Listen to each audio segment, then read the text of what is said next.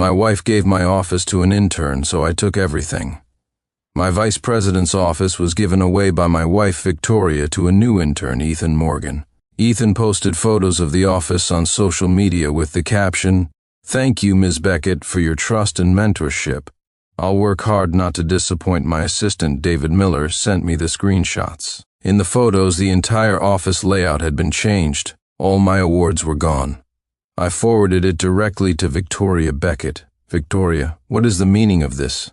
Why is an intern occupying my private office?" Victoria replied with a voice message, her tone laced with intoxication, sincere. "Darling, it's just an office. You're not using it right now anyway. I want that office restored to its original state within 10 minutes. Victoria didn't reply. 2 minutes later, the most important contract for Beckett Group was forcibly terminated. If someone wanted to challenge my authority, I wouldn't mind bankrupting Beckett Group. Chapter 1. Victoria's calls hammered my phone, one after another. I let it ring until the 5th call before answering. Her furious roar came through the receiver. "Sincere Clark, are you insane? That's a $200 million project. You know, the product launch is next week. Stopping it now is tantamount to destroying the company.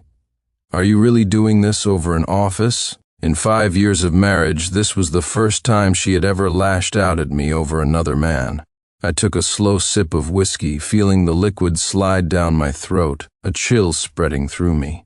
"This isn't about the office. Victoria, restore the office immediately, including all my awards. Not a single thing out of place. Otherwise, the company stands to lose much more." Silence hung on the other end for a few seconds. "You have 5 minutes left now," I stated coldly and hung up.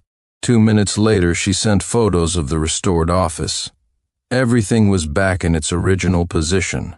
Upon receiving the photos, I immediately contacted the project manager and rescinded the termination order. Then I sent Victoria a photo. It showed her study completely emptied, including her favorite antique, the priceless one she had just acquired at auction. Attached was another photo, the antique smashed into pieces on the floor. "Victoria, consider this your punishment. You know my temper. Don't let it happen again." There was no further response from Victoria. I knew she was furious, but I was even more so. Our marriage began out of a need for a strategic alliance between our family's businesses. 5 years ago, she needed the Clark Corporation's overseas market channels, and I needed the Beckett Group's domestic production base.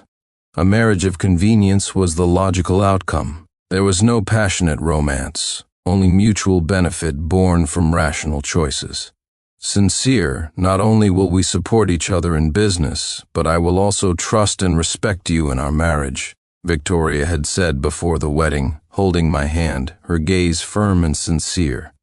"I appreciate your candor, Ms. Beckett. I hope our partnership will be pleasant," I had replied with a smile. Over 5 years, we grew from strangers to familiar partners, from respect to reliance, and then affection and love began to bloom.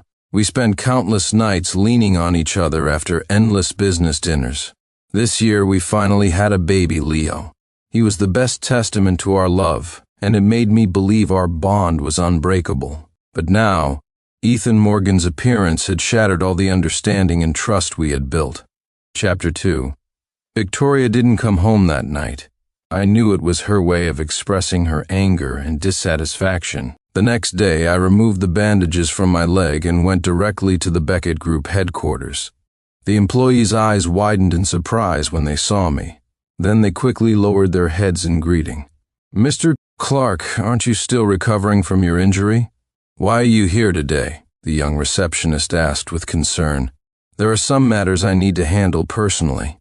After a slight nod, I headed straight for the executive floor. The moment the elevator doors opened, I heard laughter coming from Victoria's office. Through the partially open door, I saw Ethan Morgan sitting beside her. Victoria's eyes were filled with amusement, a stark contrast to the cool demeanor she usually maintained with her secretaries. Normally, she never allowed anyone besides me to linger in her office, let alone show such a gentle expression. But now, She and Ethan were sitting so close there was barely any space between them, chatting happily. Ethan was wearing a high-end luxury suit.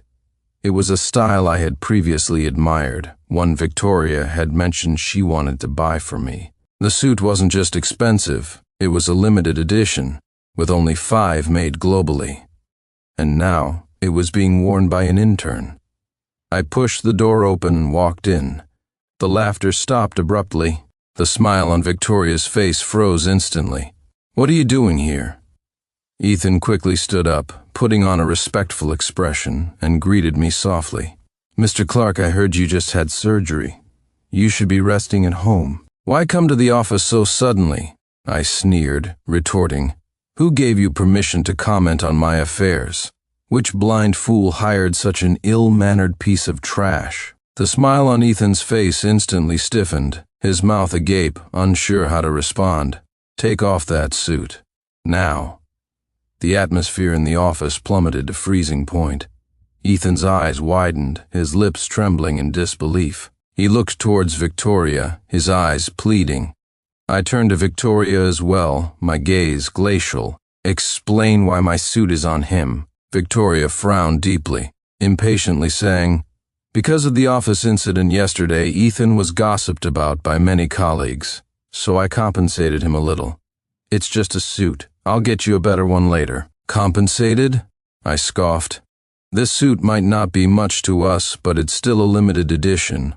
Haute couture piece, one of only 5 in the world. What status does Ethan Morgan have to wear it? Besides, what happened yesterday was his own fault for not knowing his place. Victoria, have you forgotten your own status? Forgotten who I am? Who allowed you to casually give away something that belongs to me?" My words left Ethan pale and trembling. He stammered an explanation. "I'm sorry, Mr. Clark.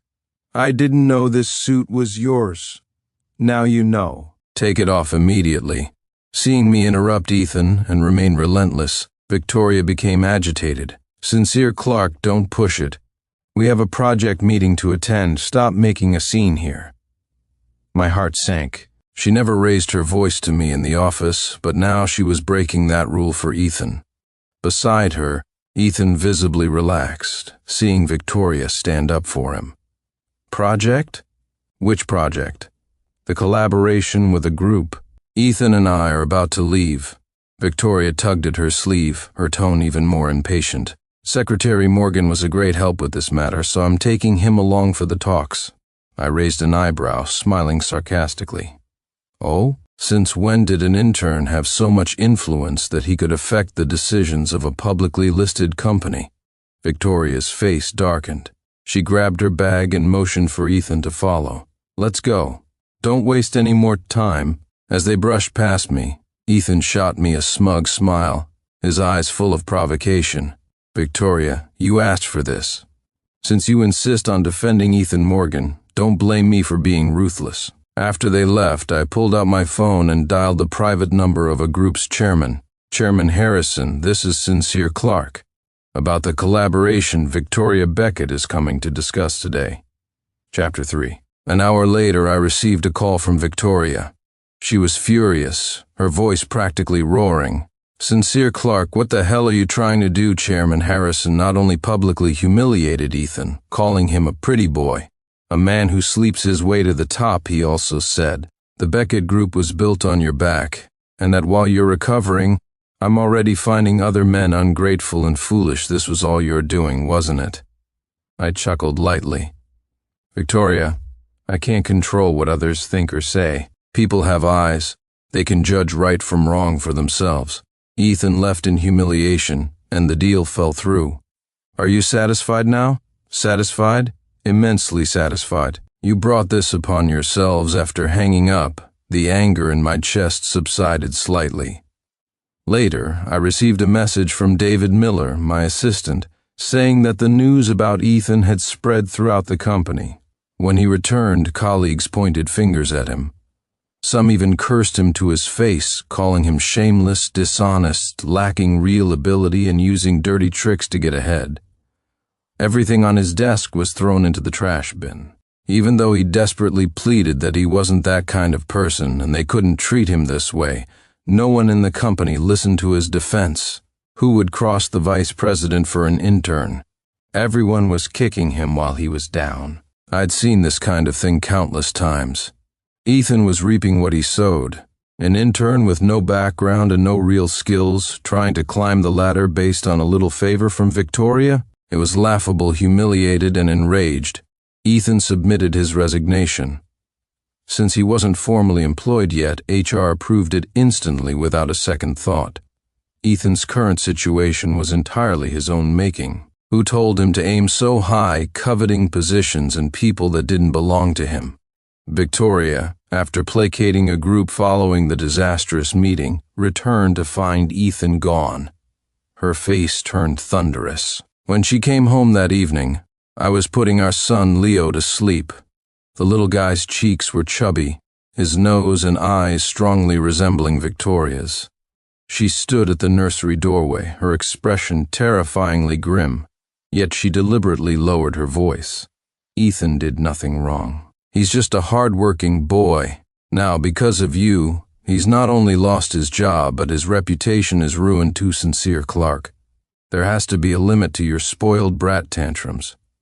I motioned for her to be quiet and gently laid the sleeping child down. After stepping out and closing the door, I finally spoke. Victoria, I'll say it again. I did not orchestrate Ethan's bullying or his resignation. Even though I told myself it didn't matter, the anger and distrust in Victoria's eyes still made my heart clench. Search your conscience.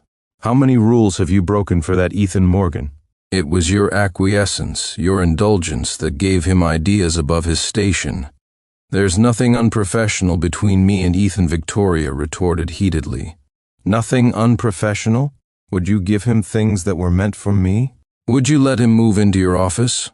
Don't forget, the last secretary wasn't even allowed to place a temporary chair in your office for reporting work. Now you're constantly breaking rules for Ethan, even glaring furiously at your own husband for his sake. I stepped closer, looking down at her, enunciating each word. Victoria, I admit I do like you. Otherwise I wouldn't have married you. Wouldn't have let you carry my child. But you also know, Sincere Clark doesn't tolerate betrayal or deceit, not even a speck of it. If you dare cross that line, even just emotional wandering or ambiguity, I wouldn't mind finding a new mother for my son. Victoria's face turned ashen. She spun around and strode towards the guest bedroom, but I understood this incident was considered closed. She would cool down in the guest room, and by the next day, we would reconcile and move on. This had been our unspoken agreement for managing our marriage over the past 5 years. However, our previous conflicts had always been about business or family matters. This was the first, and it would be the last time, it was about romantic entanglements. Chapter 4. Early the next morning, Victoria's phone rang. The caller ID showed Ethan Morgan's name. She hesitated for a moment before answering. Ethan's choked voice came through the phone. Ms. Beckett, I really don't know what to do anymore. Calm down, tell me what happened, Victoria said, frowning, her voice gentle. I'm being cyberbullied. My photos are everywhere online. Everyone is insulting me, calling me a kept man, saying I slept my way up. I'm so scared I don't dare to go out now. Ethan's voice trembled with fear and helplessness, punctuated by faint sobs. Victoria's expression turned extremely ugly, her eyes blazing as she looked at me. Don't panic. Stay home. Don't move. I'll handle this immediately. News of Ethan offending me had already spread through our circles. Even if I didn't explicitly order it, business partners eager to curry favor with me would take initiative. I had seen the online situation that morning. It wasn't as severe as Ethan claimed on the phone. But I had to admit, by playing the pitiful victim, he had successfully ignited Victoria's protective instincts. Victoria's anger erupted the moment she hung up. She slammed her phone onto the table, her eyes red as she questioned me. Sincere Clark, what exactly are you trying to achieve? Ethan has already left the company, left us alone. Why are you still targeting him? How did you become so malicious, abusing your power as my husband, the president power abuser? I slammed my coffee cup down just as hard, refusing to indulge her. Victoria, I told you I didn't do anything. Who in the entire company doesn't know he offended you? Who else would do something like this besides you? Ha, Victoria. In all these years, when have you ever known me to do something and not admitted you questioned me again and again for an intern? I think you've been completely blinded by him, Victoria. Her face livid, stormed out, slamming the door behind her. I calmly wiped my mouth, watching her leave, a flicker of disappointment in my eyes. That afternoon, while scrolling through social media, I noticed that the flood of negative news about Ethan Morgan had completely vanished. In its place was an official statement from the Beckett Group. The statement praised Ethan's outstanding abilities, asserting he joined Beckett Group based on merit. It declared that Beckett Group would not tolerate malicious rumors against its employees and would pursue legal action against false online statements. My phone screen lit up with a new message notification from my assistant, David. Mr. Clark, Ms. Beckett just had the legal department issue the statement. She also publicly announced that effective immediately, Ethan Morgan will return to the company as her chief secretary. Anyone caught spreading rumors or gossiping will be fired on the spot. The whole company is now buzzing with rumors about Ms. Beckett and Ethan's relationship. David's words made my chest tighten. He followed up with another screenshot. It was a social media post from Ethan. The storms in the workplace have passed. True gold fears no fire. My efforts were not in vain. Thank you, Ms. Beckett, for recognizing my abilities. From now on, I will diligently assist Ms. Beckett and will definitely not betray this trust. The accompanying picture was an offer letter, reappointing him as chief secretary to the CEO of Beckett Group, with a salary equivalent to a vice president. Looking at that sickeningly smug post, I slammed my phone onto the desk, murder in my eyes. Soon after, Victoria came home to retrieve some documents, not even sparing me a glance. She walked straight upstairs, grabbed something from the study, and was about to leave. I tapped my fingers on the coffee table, stopping her. Victoria, what is the meaning of this? She stopped, looking at me coldly. Ethan is just a diligent employee who was targeted by you for inexplicable reasons, driven out of the company, and subjected to cyberbullying. I am merely compensating for the wrongs you committed. This is what Ethan deserves. And what if I insist you fire him? Then you just try. It was out of respect for you as my husband that I tolerated so much before, that I allowed you to abuse your position to hurt others. Now I've had enough of your actions. This time, I won't sacrifice Ethan, and I won't let you run wild anymore. Victoria turned and left, the sound of the closing door echoing through the villa. At that moment, I completely lost faith in her. Our 5-year marriage, built on shared history and partnership, could be fractured like this over a man who had appeared barely half a month ago. I sat on the sofa, anger and disappointment churning within me. The water glass in my hand shattered under the force of my grip. Blood trickled down my palm. I forced myself to calm down. Since she insisted on siding with that pretty boy, she couldn't blame me for being ruthless. Victoria, you will pay for what you've done today. Chapter 5. Having made my decision, I picked up my phone and dialed my private lawyer, Lawrence Davis. Mr. Davis, I need you to draft a divorce agreement immediately. Ensure the asset division is crystal clear. I want every single cent accounted for. Lawrence Davis on the other end was stunned by my sudden decision, cautiously confirming, Mr. Clark, are you serious? Divorce is no small matter. Immediately. Right now. I want to see the agreement within 3 days. All right, I understand. And Ms. Beckett? Don't inform her. This is my decision. After hanging up, I opened my computer and pulled up all files related to business dealings with the Beckett Group. In 5 years of marriage, I had provided Beckett Group with immense advantages and resources. Now, it was time to reclaim them all. Subsequently, I issued a direct order to the Clark Corporation's overseas headquarters. Notify all partners to suspend all collaborative projects with the Beckett Group. Cite technical adjustments as the reason. Yes, Mr. Clark. The response was crisp and immediate, no questions asked, absolute obedience to my command. This was always the Clark way of doing things. Next were the core technical teams that Clark Corporation had invested in Beckett Group. I instructed the HR department to recall all these personnel back to Clark Corporation, offering them double their current salaries. This series of actions caught my father's attention. His call came through quickly. The moment I answered, I got straight to the point. "Dad, I've decided to divorce Victoria Beckett." There was a brief silence before my father, George Clark's, voice came through. "Have you thought this through?" Perfectly clear. "All right then, I won't ask why.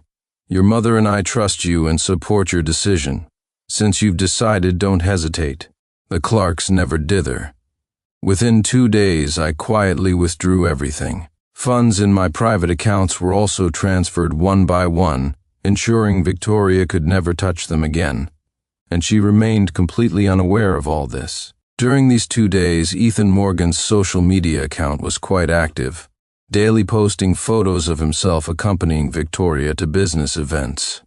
New car, new watch, new office, always captioned with "grateful for Miss Beckett's mentorship." I glanced at it once on the first day and then blocked him. Trash like him wasn't worth a second look. I then threw all my energy into preparing for my new company. The phone rang suddenly. The caller ID showed Victoria. "Sincere, it's Dad's birthday today. He wants us to come to the family estate. If you don't want to go, I'll go by myself." Her voice was cold and distant. I glanced at the divorce agreement already prepared on my desk, a faint smile playing on my lips. I'll be there. It was time to lay everything bare, to end this. Chapter 6. At 7 p.m., I drove my Maybach slowly through the gates of the Beckett family estate. The courtyard was brightly lit, and faint sounds of conversation could be heard. Arthur and Eleanor Beckett, along with a few relatives, stood by the entrance to welcome guests. When they saw me get out of the car alone, a flicker of surprise crossed their faces. "Sincere, dear, where's Victoria?" Eleanor asked. It wasn't surprising they were startled. In 5 years of marriage, this was the first time we hadn't arrived together. She said she'd be along shortly. They warmly ushered me inside. The butler personally served me a cup of fine tea. I sat on the sofa, accepted the cup, and took a sip, my expression composed. Half an hour later, the main door opened again. Victoria finally arrived, fashionably late. What shocked everyone was that Ethan Morgan followed her inside. Arthur Beckett realized the impropriety instantly. His face darkened, a flash of anger in his eyes. "Victoria, this is a family dinner. What are you doing bringing an outsider?" "Dad, Ethan is my chief secretary. We just finished some business, so I brought him along. This is a family dinner. How can you mix it with company affairs?" Arthur's voice rose slightly. "Tell him to leave." Ethan's expression changed, looking pitifully at Victoria. This tactic clearly worked well on her. She immediately defended him. "Dad, Ethan is my indispensable assistant. He worked so hard today he didn't even have time to eat. Just let him stay." Seeing his daughter so clueless, Arthur grew even angrier. Has Sincere ever brought his assistant here, no matter how busy he is? "This is a family dinner, not your company's networking event, butler." "Show him out," Arthur commanded. The butler looked conflicted, caught between the family members' dispute, unsure how to act. Ethan stood behind Victoria, but his eyes kept darting towards me, a subtle, provocative smirk on his lips. This farce had completely exhausted my patience. "That won't be necessary." I cut off their argument coldly, retrieving a document from my inner suit pocket and placing it open before everyone. "I came today specifically for this." Upon seeing the large words "divorce agreement" on the cover sheet, the entire room fell silent. Victoria's face instantly turned deathly pale. The handbag in her hand slipped and fell to the floor with a dull thud. She questioned me, her voice trembling. "Sincere Clark, you want to divorce me? Are you crazy?" My gaze shifted from Victoria to Ethan, then back to her. "I'm perfectly sane," clearer than ever. Arthur and Eleanor Beckett rushed forward, trying to mediate. "Sincere, dear, if there's any misunderstanding, let's talk it over slowly." We shouldn't be impulsive about this. There's nothing more to say. My decision is made. I won't sign, Victoria suddenly yelled, her eyes reddening. Just because I made Ethan chief secretary, you want to divorce me? Victoria, you know exactly why. I stared into her eyes, stating word by word, I warned you. I gave you a chance. Sincere Clark never gives second chances. I already made an exception for you, but you threw it back in my face. Since you chose to stomp all over me for a pretty boy, don't blame me for being ruthless. The scene erupted in chaos. Victoria stubbornly refused to sign. Eleanor grabbed my arm, her voice pleading. Sincere, calm down. Let's discuss this slowly. Please don't be rash. I politely but firmly pulled away, Mrs. Beckett. My decision is final. There's no room for negotiation. Victoria, you can refuse to sign. Then we'll see each other in court. With that, I turned and strode out, leaving the chaotic dinner party behind. Chapter 7. Standing before the floor-to-ceiling window, overlooking the entire city, I felt an unprecedented sense of relief. David Miller entered my office, holding the latest report. Mr. Clark, another 30 core employees from Beckett Group submitted their applications to join us today. His voice held unconcealed excitement. So far, we've successfully poached 100 core technical personnel from Beckett. Beckett Group stock hit the lower limit at market open today. This is the 5th consecutive trading day it has done so. Additionally, several of their key projects have been forced to halt due to the talent drain. There are already rumors in the market that Beckett Group is on the verge of bankruptcy. I nodded slightly. All of this was within my expectations. Without the support of Clark Corporation, without its core technical teams, Beckett Group was like a fish out of water, struggling before its inevitable demise. By the way, Mr. Clark, there's some interesting news, David added, unable to suppress a grin. Apparently, Ethan Morgan made some grandiose claims at a Beckett executive meeting, suggesting the company pivot to the tech sector. The project failed spectacularly right after launch. Beckett Group is now in complete disarray internally, I sneered. A liberal arts major daring to direct a technical team. Truly clueless. This outcome was predictable. Ethan Morgan was merely an empty shell with a polished exterior, lacking real talent or business acumen. Victoria, blinded by emotion, had foolishly entrusted critical company decisions to such a person. The phone on my desk lit up another call from Victoria. That made 15 missed calls from her today. I directly added her number to my blacklist.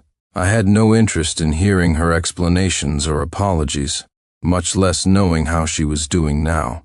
Word had it that after Beckett's stock continued to plummet and multiple projects stalled, she finally came to her senses and fired Ethan.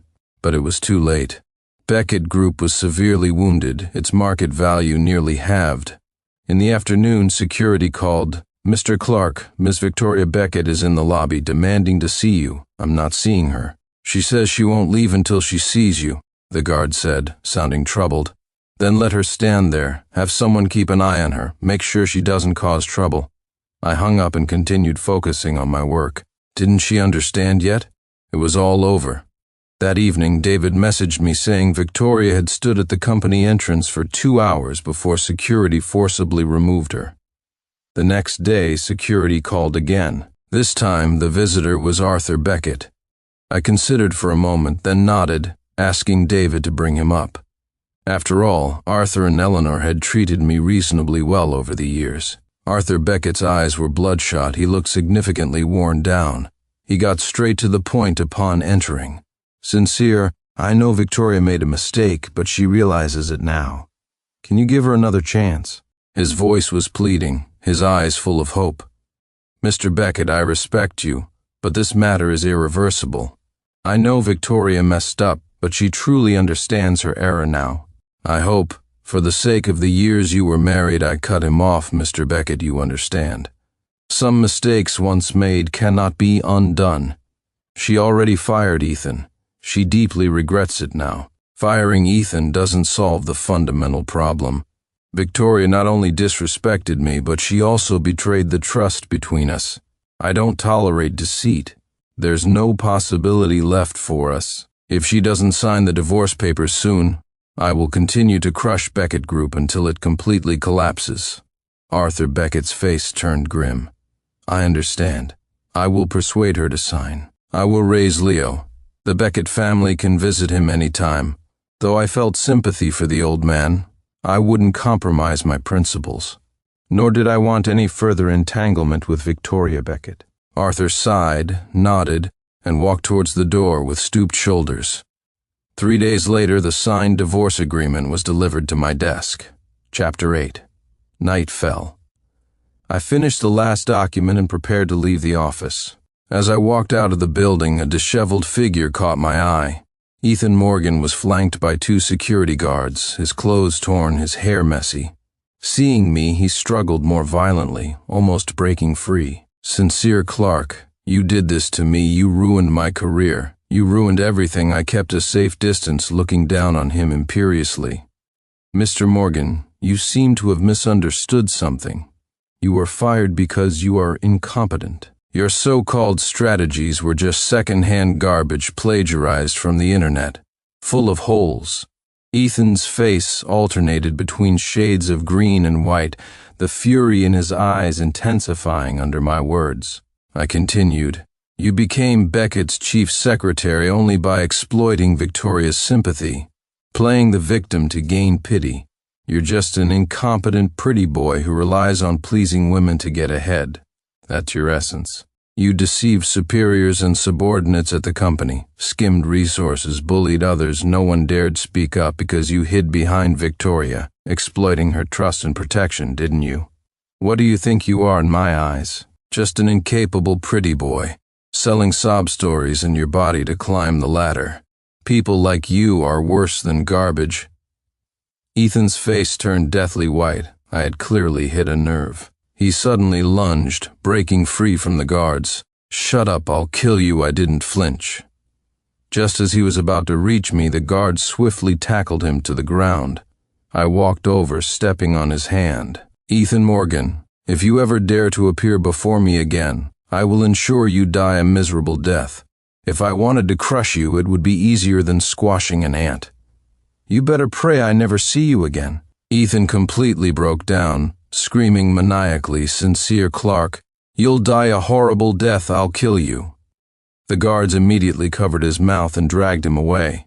That night, an anonymous account leaked compromising photos online of Ethan Morgan working at a club. In the photos, he looked obsequious, entertaining several older, wealthy women with drinks. Subsequently, surveillance footage of him shoplifting and chat records from his university days showing him cheating girlfriends out of money were all exposed. I hadn't ordered anyone to do this, but plenty of people were eager to curry favor with me.